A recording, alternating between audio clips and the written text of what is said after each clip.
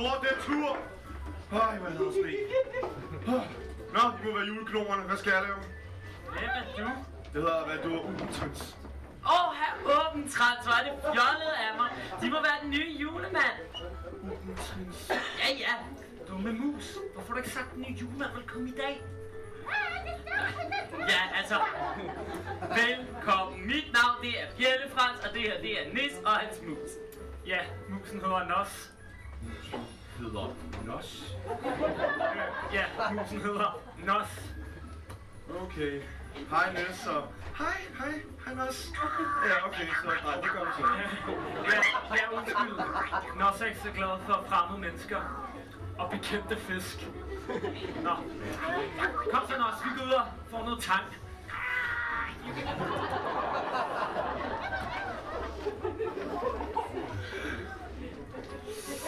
Hvor fanden er det egentlig, jeg valgt at placere det her nisseland hen? Man kan ikke komme til med offentlig transport. Nej, busser, det er ikke det, vi har allerflest af. Altså, vi har mest sådan is og sne og ja, ensomhed og spæk og dræbersæler og narvaler og prostituerede yetier.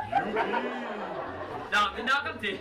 Altså, jeg vil starte med at vise dig lidt rundt her på Juleland, ikke? Altså, herovre, der har vi vores gavemaskine. Ja, altså, nu er den jo så i stykker lige i øjeblikket, ikke? Men jeg arbejder meget hårdt på sagen. Ja, altså, det er herinde så, hvor Carsten han sidder, og Carsten, det er sådan vores altmulige mand, men han er blevet lidt gammel, og han drikker som en hul i jorden. Men arbejde, det skal han. Ikke også, Carsten? Kom i gang, din gamle røvhul! Ja, det er så godt på stedet. Ja, men så gavemaskinen lidt i stykker, så ja, det er fordi, at vi prøver ligesom at gå fra sådan det gamle, kedelige, sådan smalbåndssystem til sådan bredbånd, og så driller teknikken jo altid lidt i starten. Okay, så sådan et online system, så man kan styre gavemaskinen et andet sted fra. Smart, mand. Ja. Altså, online fra et andet sted, altså, der er der en, der har været på kursus der og set de nye modeller, det kender jeg slet ikke noget til. Men altså, Carsten sidder der, men altså, hvis du siger det, så kan han også sidde herovre og pakke gaver, hvis du synes, det er bedre. Carsten, det er fint, hvis du kommer herover og sidder og pakker gaver ind. Carsten! Ja, altså, Carsten han er også blevet lidt smule døv på sin gamle dag. Carsten!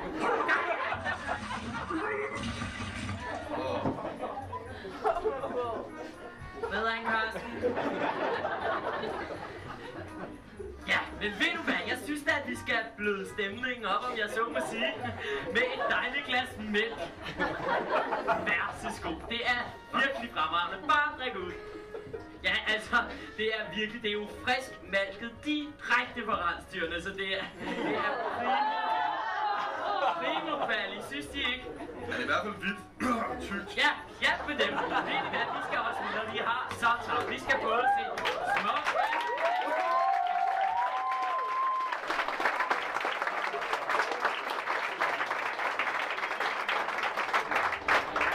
Juleshowet præsenterer Jul i Afghanistan.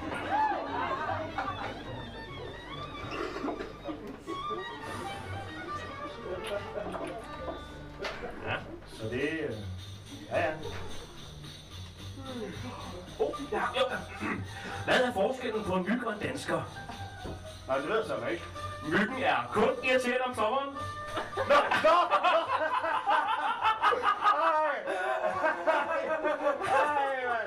Ej, okay, jeg har. Okay, der er sådan en dansk studerende, ikke? Der er på vej ind i en boghandel. Og så siger en fyr bag kassen, du skal have den her, fordi den klarer halvdelen af studiet for dig. Og så siger danskeren, okay, så tager jeg 2.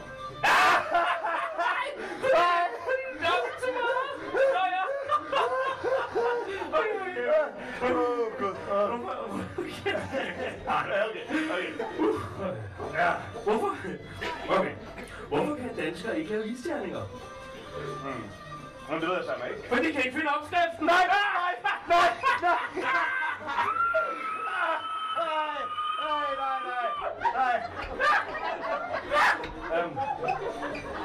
Hvad er isterningen? Det er sgu ikke. Det var. Okay, 2 danskere, ikke? De står og prøver at lave mad. Og så siger den ene, der er noget, jeg ikke forstår. Så siger den anden, hvad er det? Jamen, der står i opskriften, at jeg skal putte smør på panden, men det bliver ved med at ned i øjnene på mig.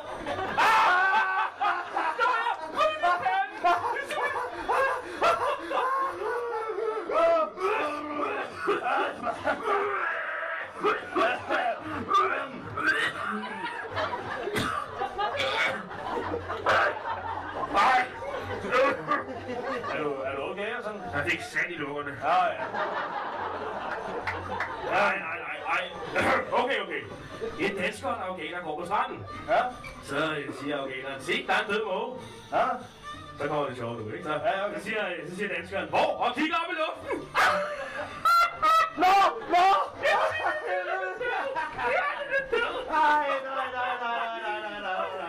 Nej, jeg kan virkelig ikke mere. Jeg kan ikke mere. Nå, en til. Okay.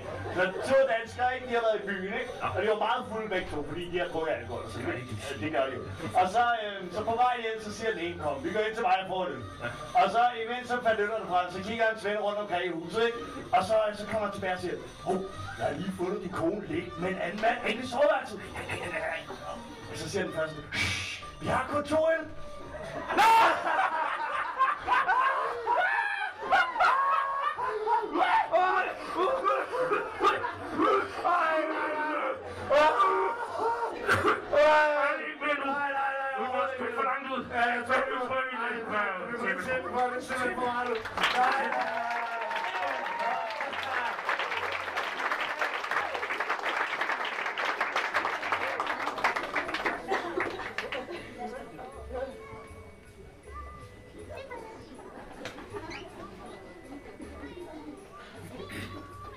I believe I can fly i min rensdyrslæde.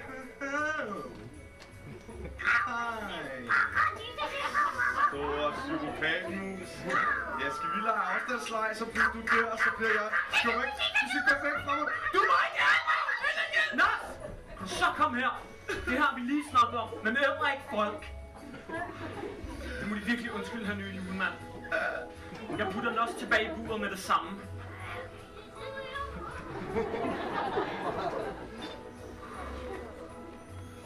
I believe I can fly. Jeg har en rensdyrslæde, og det er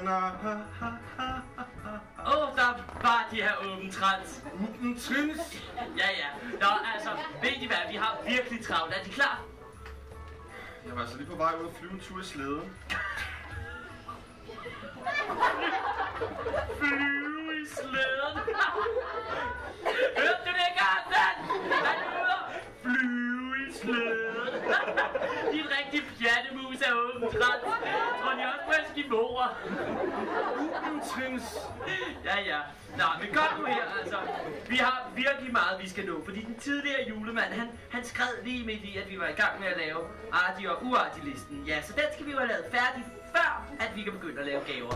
Jamen. Altså, kom nu her, her åben trans. Så kan de flyve i slæden bagefter. Okay, så en enkelt barn, så smutter jeg også. Ja, altså, okay, men her, der har vi den første, og det er en pige, der hedder Miley Cyrus fra USA. Ja, og der er et billede fra 2010. Nej, hun ser meget sød ud. Sådan langt brunt hår og smilende. Ingen tunge ud af munden. Nu kommer bare det listen sådan der. Altså, nu har hun jo nok ændret sig noget siden det billede blev taget. Ej, lige meget. Ej, liste til mig, og så skal vi ud og flyve. Altså, du ved jo godt, at altså, rensdyrene kan jo ikke flyve. Hvorfor står alle rensdyrene ude på kanten af den klip? Jeg har sat det hele op. De er klar til at flyve på lidt tæt derude. Jamen, hey, rensdyr! altså, Må de flyve herover? Jamen, altså, på nu... Vixen! Springer! Donner! Fritzen! Scheisse! Danser! Blitzen! Og Rudolf! Jamen... Hvorfor flyver de ikke? Jamen, rensdyrene kan ikke flyve i virkeligheden!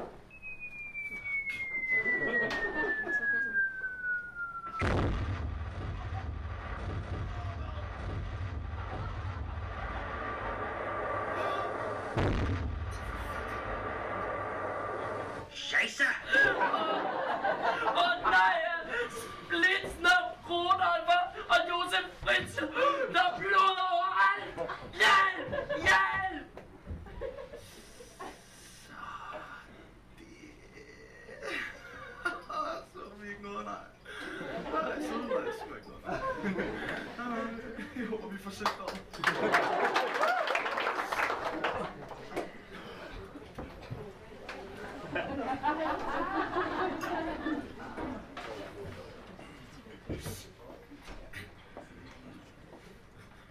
dørdyr Og rådyr.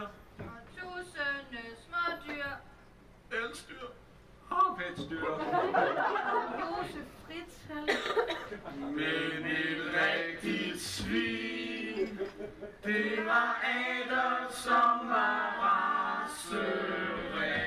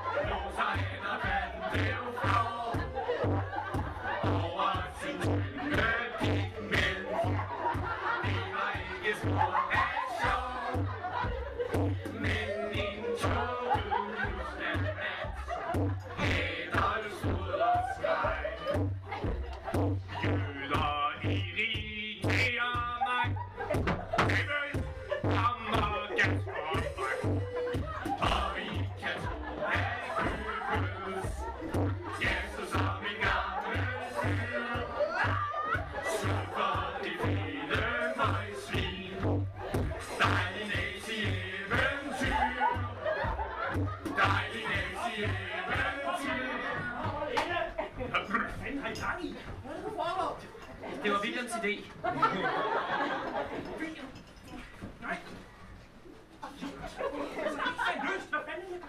Vi prøver at fortælle en sød historie her om en fyr, der kommer i aktivering som juleland. Og så... Det er hans far kendt. Williams far skulle da også. Det kan simpelthen ikke være rigtigt. Det er det sidste aften i en juleshow. Og så vælger jeg at lave sådan noget pis.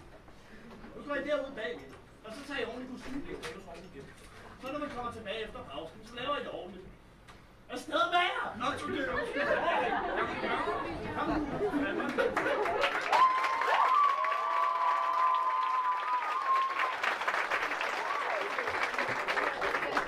Det må I virkelig undskylde. Jeg tror, vi tager 20 minutters pause over på den her.